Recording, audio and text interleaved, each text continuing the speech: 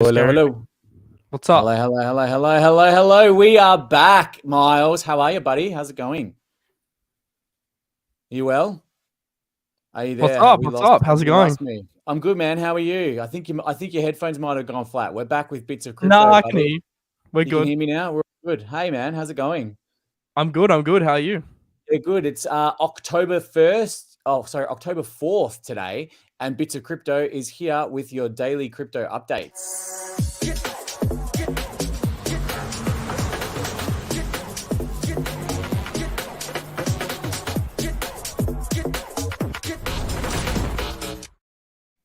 So it is green, green, green, green with just a couple of small pieces of red. It is starting to feel very, very bullish out there. What do you reckon, bro? How you feeling today? I mean, yeah, the market's woken up on the right side of bed. We've come into a slightly more bullish week with a slight stock market recovery yesterday, and this has resulted in some of the alts performing strongly. So nice to see after a couple rough days on the weekend. It is. And there's been a fair bit of speculation. The Bitcoin is now showing these bullish signs due to a massive amount of outflow from exchanges, which is really, really interesting. So in the past 3 days, the highest amount has left exchanges, that what's left exchanges over the last few months, with 61,000 Bitcoin leaving exchanges.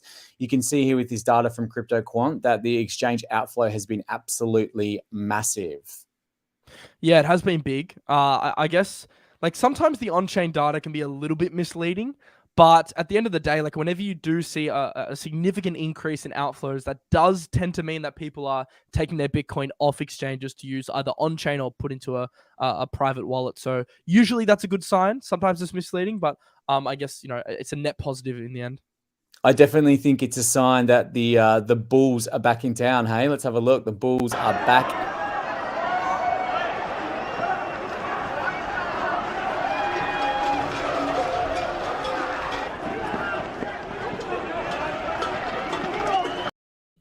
All the Bears better be running from those Bulls because they're going to get wrecked out there. They are going to get wrecked. Here we have the monthly returns on Bitcoin month on month over the last 2, 4, 6, 8, 10, 12, 13, 14 years. September has always been one of the worst. So now that that's over, we're happy to see October hopefully start heading Well, in it's the right actually interesting direction. to note. October has a monthly average Bitcoin return of plus 22%. So, of course, past performance isn't necessarily indicative of like future returns and all that. But if October's anything to go by, then typically it is a decent month for Bitcoin. So I guess it gives us a little bit of hope heading into the month and heading into some major events. And let's just hope that this guy doesn't come along and spoil everybody's party.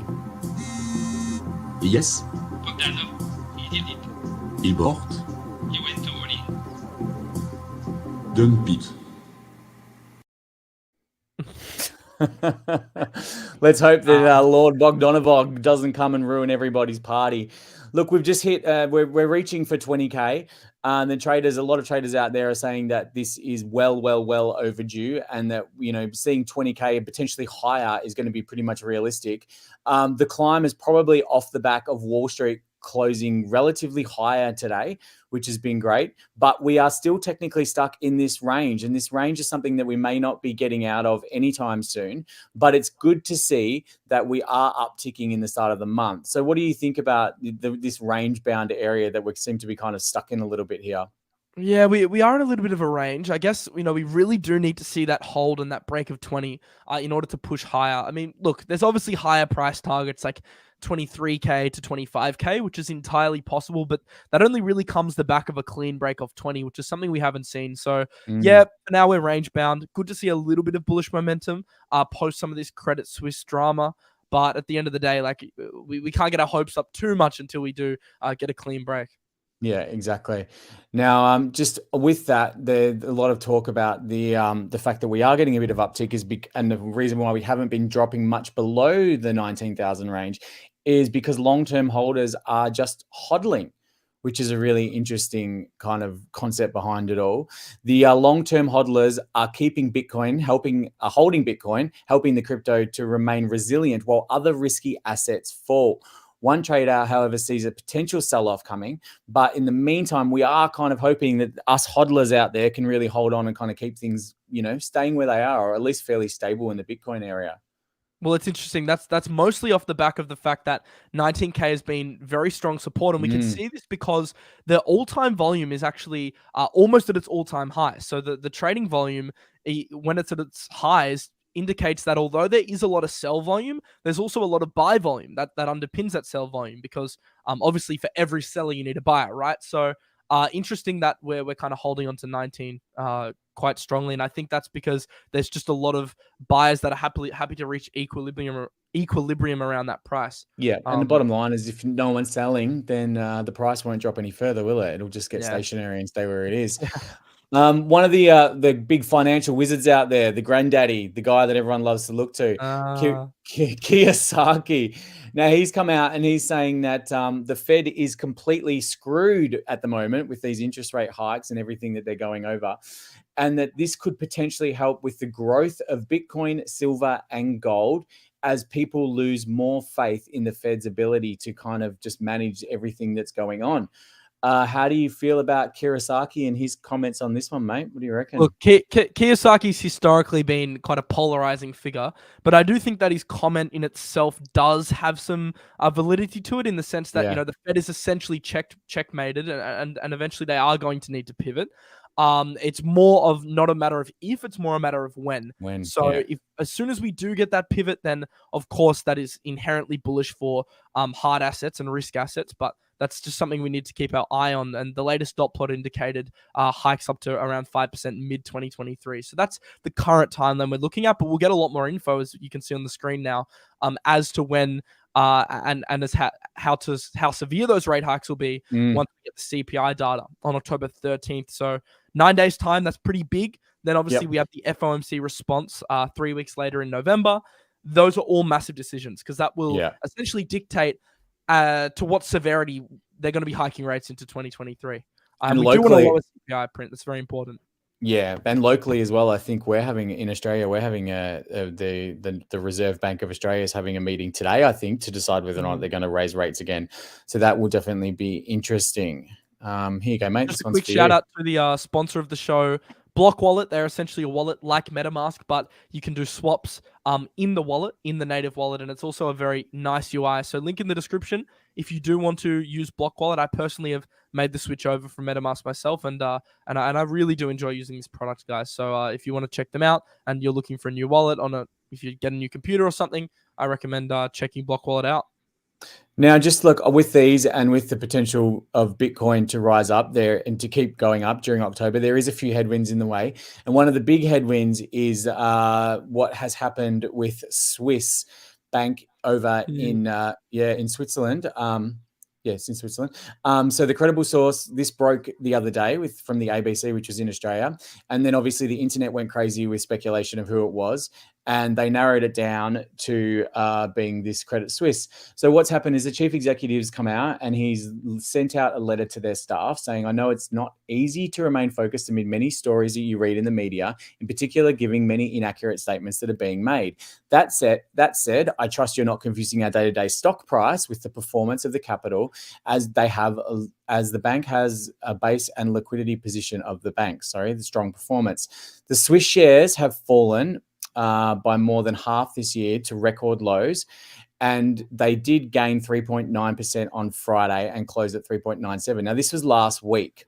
So since then, we've had a few other things that have happened. The credit default swap, or the derivatives are the investors that offset their credit risk with other investors. So what's happened is this CDS has risen to all-time highs.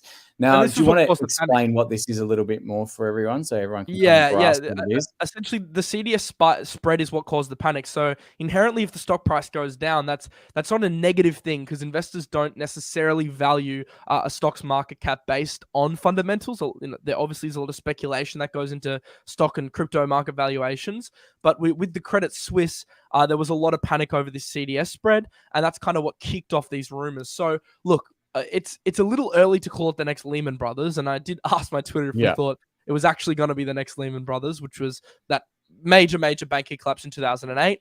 But there's just a few cracks starting to appear in some of these investment banks, and I think that's obviously a reflection of the current macro environment we're in with high inflation, raising rates. So there is speculation that it could be on the brink. I don't think it's time to panic now, but certainly some worrying signs, and the stock price did reflect that, despite the founder's propensity to come out and dismiss the stock declining as something to worry about.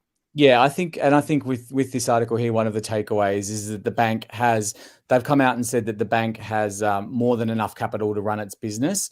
It's just making good on its returns, and to change that picture quickly, it needs money to pay for a restructuring program. So they're trying to raise an additional $4 billion through asset sales and through capital raising. And I think what the biggest thing that they're trying to do here is they're really trying to calm everyone down, because what they don't want to do is they don't want to have a bank run, because bank runs you can't stop. And once a bank run starts, it's like a bunch of kids in a candy.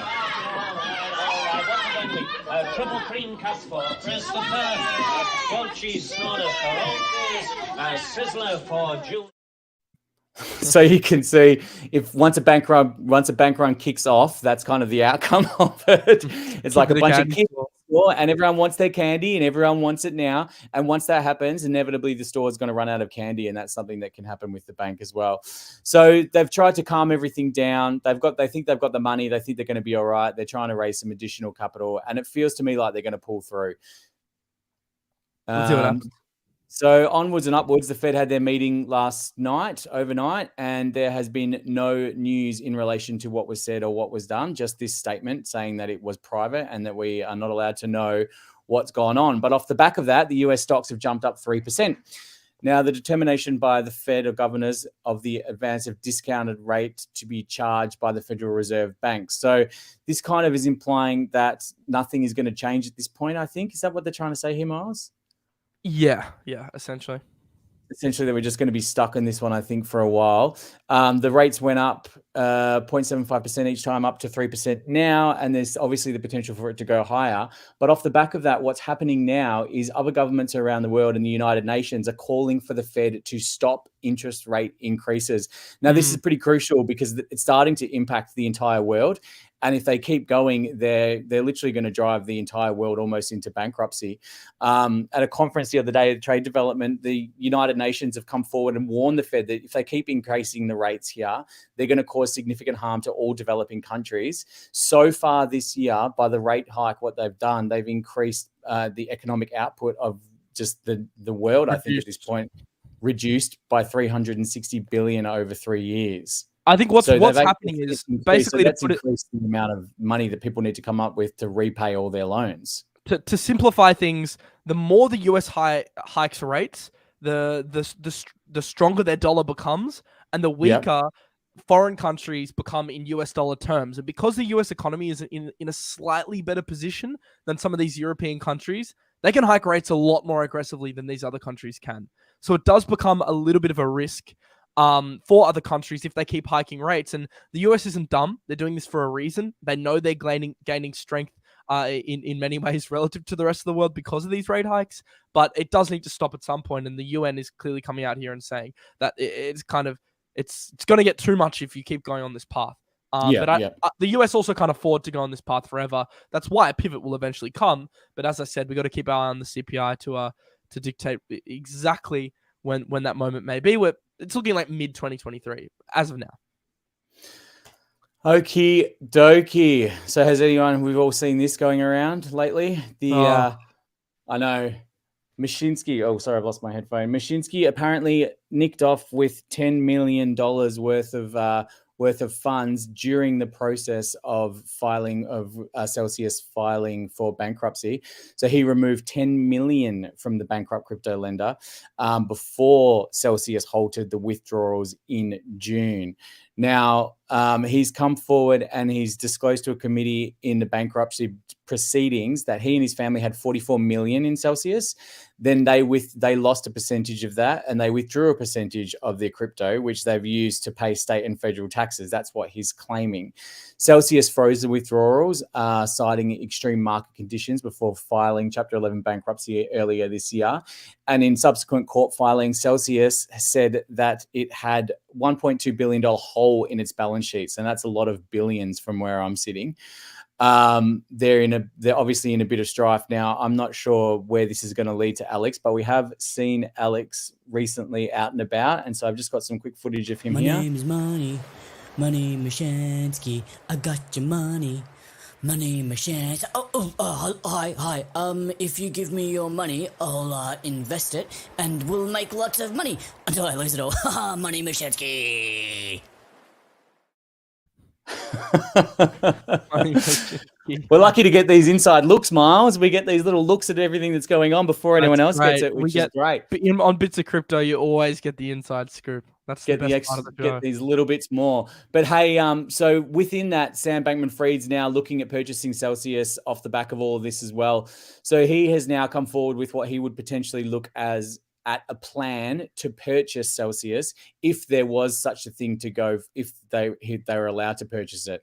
So he's effectively saying he'd look at doing it the same way he did Voyager, where they would pay $1 on dollar and get the $1 back to each the customers. So effectively, Sam's acting a bit of the white knight here, and he's kind of swooping in, and I don't know, is he saving the crypto? I mean, he's really trying to kind of prop up the crypto market and help everyone through it and kind of be everyone's hero at this point, isn't he? That's the way he wants to be perceived, by the way. Yeah. He obviously wants to be perceived as the white knight. However, we all see what's happening. It's kind of feasting on the dead carcass of the crypto companies, and I guess it's squeezing a bit of extra meat out in the form of acquisitions. So, like, it's Sam, you're a very smart dude, and unfortunately, we're just little pawns in Sam's world at the moment. Well, look, I think if he can get everyone back their lost money, or the money that they've had locked up in Celsius that's been frozen, I think that's really, really, really Absolutely great. And I think it's better for everyone if that happens. It's better for the space. It's better for the industry. So fingers crossed, hopefully he can do that. Okay, let's move on.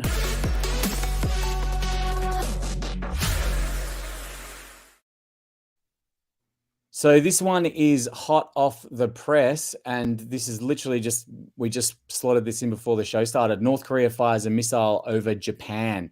Some residents warned to take cover. So obviously in micro macro, we have a look at the way that the macro environment can affect crypto markets as well as, I suppose, regular markets. And this is quite troubling.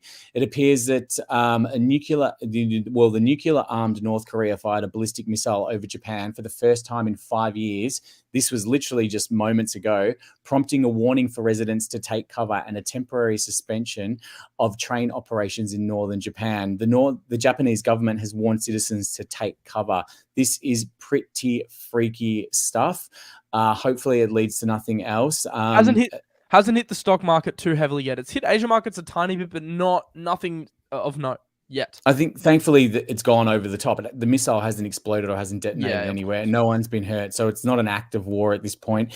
They'll probably just claim it was some kind of exercise gone wrong. I would imagine they'd come out and say something along that line moving forward. But also within that as well, something else that could really affect the way the markets are looking is the Ukraine forces break through Russian defenses in south and advance east. So, which is good to see. So the Ukraine are taking back some areas in Russia. They're defending quite well, and they're pulling back, claiming back some territory from the Russian troops. Again, this is going to be something we all need to keep an eye on, because this can directly affect what's going on in the market to the upside or to the downside. Yeah, these are. I mean, it's just another headwind, really. It can. Yeah, it just needs to stop. It's pretty shocking. It's really, really, really shocking. Okay, so Wall Street closes with sharp gains as final quarter begins, which is good. So there's a few stocks that are overall, the market is up at the end of the first day of the third quarter, which is great to see. There's a lot of stocks rising. Tesla is actually down, but this is great for everyone, and this has probably got a lot to do with why crypto's had a good morning as well. Sadly, though, in Turkey, the inflation has reached a 24-year high of 83%. Now, I think we had Italy here the other day, and Italy had gone up 50%. Turkey's now 83%. So they've got the highest inflation so far this year, which is just absolutely crazy. Nuts. I know. Okay, let's move on, bro.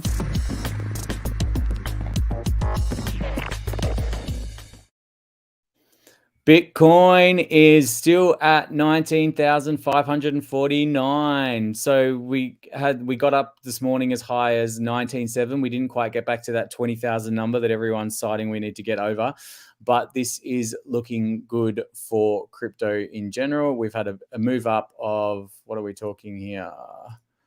Move up of about 3% this morning. So that's good. On the overall markets, the biggest movers have been Uniswap, EVMOS, which I have no idea about, and Thorchain. That's pretty good to see. So our old mates Rune's on a bit of a pump. Yeah, and you've also got those Ethereum-related tokens. You know, your Lido, your Quant, Cosmos has had some bullish catalysts with the new tokenomics. I'm actually surprised not to see Link up there, considering their new partnerships with Swift. I think the overall arching theme, though, is like, you know, we've got midterms in a month's time. Typically, we couldn't imagine that the Democrats would want to crash the stock and crypto markets pre-midterms, that they do need those votes. So part of me feels like there is definitely a chance of a strong October.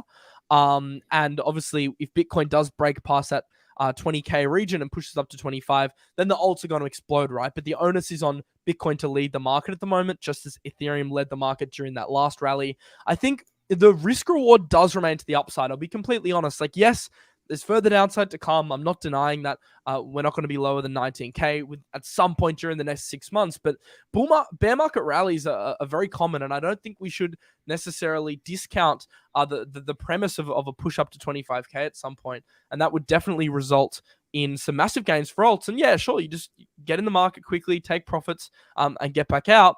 It's probably not the simplest strategy to execute if you're not an amazing trader, but you do have to start looking at rallies as a chance to offload and also take advantage of the upside. So not necessarily saying October will be that, but it definitely can be pre-midterms, especially if Bitcoin continues its positive momentum. So the easiest thing to do would just be wait for that break of 20 and see if it holds, because then that gives you a much more verifiable entry to some of these alts. And look at the alt BTC pairs as well to as a confluence point. Yeah. And then onwards to the Fear and Greed Index, still at 20. I think it's been at 20 literally since we started doing this show, hasn't it? Yeah, literally the whole time. I don't think we've moved. I'd say it's high. Twitter sentiment surely is a little bit better than that today. I mean, I feel like it is. I feel like it's very bullish out there right now. All of a sudden, even though we've barely moved at all, I feel like the sentiment has somewhat ticked up. Bit of hope. Has been nice. The long to short ratio is ticking in the favor of long, so that's probably a little bit more in the sign of that the bullish sentiment is coming back. Interesting, because shorts were overpowering longs for quite some time, so it's a short-term shift. So that's definitely something to keep an eye on. Okay, let's quickly move on.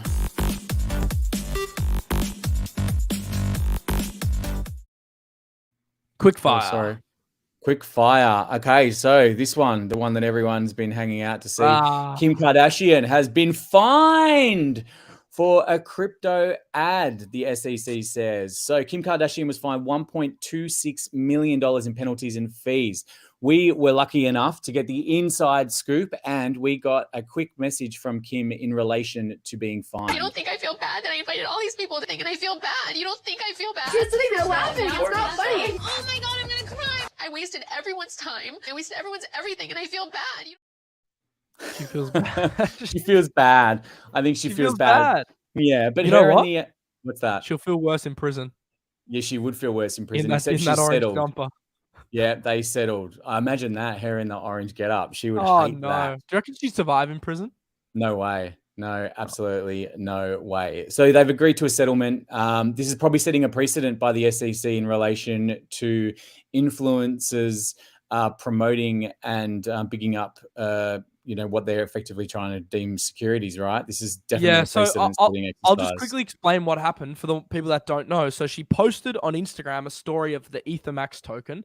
She didn't disclose that it was an ad, so she said, my friend told me about this token and I really like it, basically along those lines.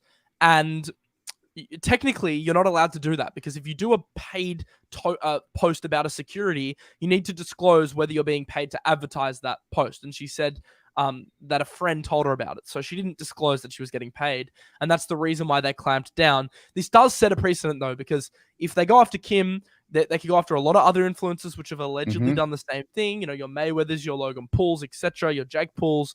And then also it sets a precedent for normal content creators, influencers, crypto content creators, to always be transparent, like we always are, about disclosing when we have a sponsor or talking about a token. But it becomes pretty, I guess, risky when you got such a big audience and you're promoting unregistered security. So that's why they fined her. And a little bit of a precedent now going forward for that kind of thing. So just moving forward, Tether have slashed commercial paper, increasing treasury bill holdings in their latest portfolio update. Now, this is something they've been calling for Tether to do for quite a while, and this has now happened. Any thoughts on that one? Not too many thoughts. I guess really, USDC is kind of making a huge push of Tether's market share. So yeah, I guess that they just continue to tweak their portfolio on the USDT side, both the biggest stable coins now. And another piece of interesting quickfire news I found was that Elon Musk has now moved into developing robots. Now he has released this video of their new robot, which they're calling a humanoid. Wow. I know it's calling Optimus. Now they're saying that they're going to be selling them for under $20,000, and they reckon they're going to be ready to roll them out cheaper than a Bitcoin. Let's get ourselves robots, guys. What are we doing stacking sats? Let's stack ourselves some Optimuses. I'm a little bit worried that this is going to be Elon's future.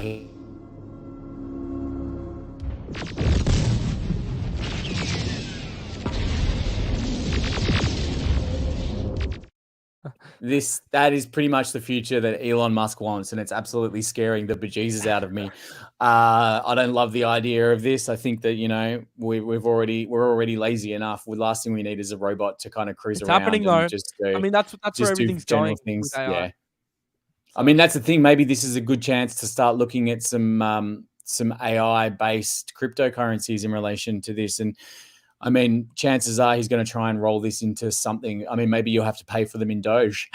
I mean, think of it like this. Think of a Helium, an HNT, which is the Internet of Things. Think about like a decentralized network which can host AI application layers and AI robots, which are all like on a decentralized blockchain. That'd be pretty cool. Now, I don't know. Yep. I haven't done too much research into it, but I mean, definitely a niche we should look at. If we're looking at gaming, then 100% looking at crypto AI could be something really intriguing. So it's something I'll do a little bit of research on. I reckon that leads us into this, mate.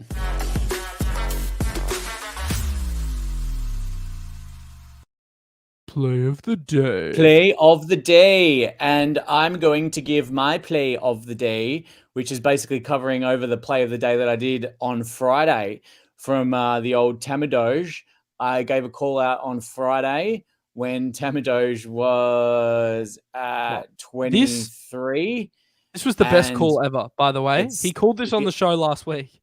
Yeah, on Friday. Go back and have a look if you like. And literally, if you guys bought it with me, I actually bought it on Saturday around here because I didn't get it on the day, but I got some in here.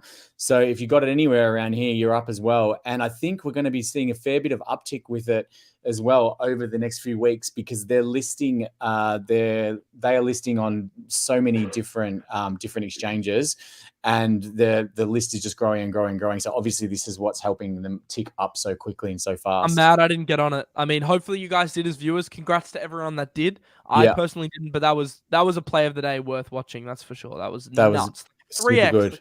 In a week. I know, it's crazy. In this market as well, it's the only thing that's going up. It's great. And it hasn't stopped. It's absolutely ripping. Unbelievable. So my play of the day would be to just look into searches, something like this. This is how I found Tamadoja in the first place, is just kind of keeping track of searches, keeping track of metrics like this where there are big trading DEX pools, Luna Crush, see who's talking about what. And that I probably think would be the play of the day today, is keep your eyes peeled on these types of things, because this is where you can spot these little tokens and then do a little bit of research. Someone might have a big Twitter following, jump on board, because this is how these things just skyrocket. Mm-hmm. Yep. Good advice. What about you, bro? Have you got one, or we're just kind of looking to October? I guess my play of the day would be definitely starting to have a look at October. Definitely start to think about positioning ourselves. But I don't have an exact token play today. I did last week. You can watch the show if you want to see the token I gave you guys last week. I guess my play of the day would probably be, it's more of a long-term play, but I really like what's happening at Chainlink at the moment. I'm really enjoying some of the partnerships they've been making and very clear use case and utility there with Swift. So that would be my long-term play of the day. But yeah, that's all I've got for today.